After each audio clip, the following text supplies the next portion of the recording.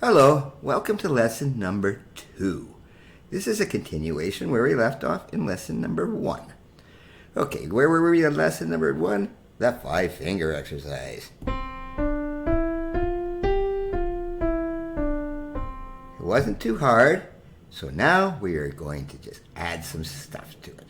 Okay, if you notice here on the sheets over here, guess what? I've put 3 notes in the left hand all at the same time. The C, the E, and the G. It's the same thing as the 5-finger exercise, but I'm skipping some notes. This is called a triad. And triad is based on 3 notes. 3 means try. Okay, and this is your basic chord. All chords in music are based on this basic structure. Okay, and this is the most simple chord you're going to find, the triad. So what I want you really to do here is, if you look at the score there, in the right hand, play the 5-finger exercise. And in the left hand, play the triad.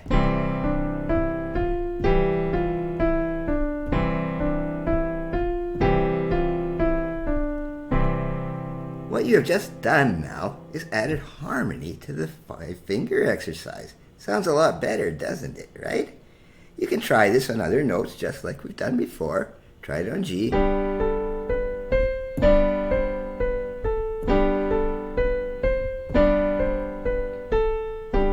Very simple. All right, now let's reverse it. Okay, let's just do this again. This time, in the left hand, 5-finger exercise, and this time in the right hand, the C, the E, and the G all together, making a chord, a triad. C major triad, to be quite honest, but we'll get into that more definitely later. So play those together.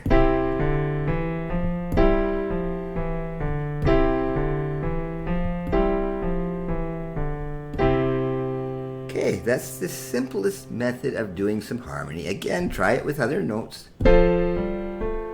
This one doesn't sound too good, but that's okay. Listen to them. But, just keep getting used to the feel of it.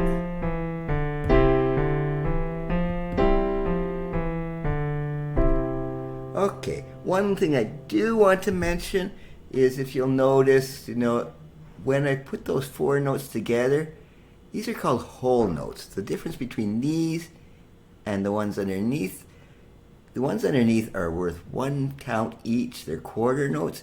When you see these whole notes, they are counted by 4. So if you really want more detail about all this, it'll be in theory lesson number 2. In theory lesson 1, I told you much more about how to read the staff, read the clefs. In the next lesson, theory number 2, it's about the timing of the notes, which is very important. But we'll get into it as it goes, not too fast, not too slow.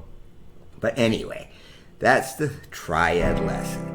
But we're not done yet. No. We need some technical lesson too. We are done the 5-finger exercise. So guess what we have now coming up?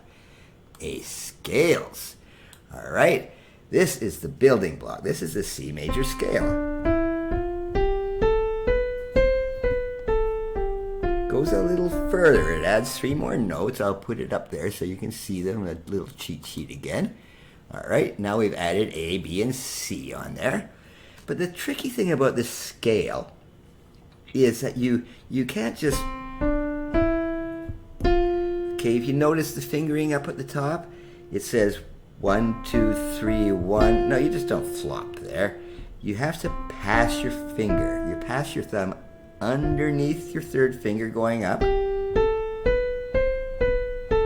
then you pass your 3rd finger over your thumb going down. Let's try that again. Thumb under and 3rd finger over. It might seem a little complicated at first, but after a while you'll just get really smooth with it, and it just becomes perfectly natural. Now going on to the left hand.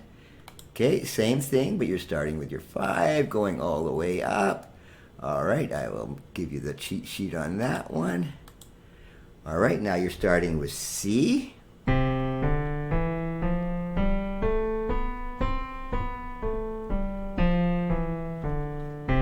it's at this point that you pass your thumb, okay? It's right here on the A. Okay, you go all the way up to the G, and then you pass your third over, and then your thumb under. Reverse of the right hand, but it's the same thing really. Okay, so C, D, E, F, G, pass your third finger over, and on the way down, when you hit the A, you pass your thumb under all the way down to back to C. All right, and the 2 is very simple once you get used to it. If you get really ambitious, you can learn how to do them both.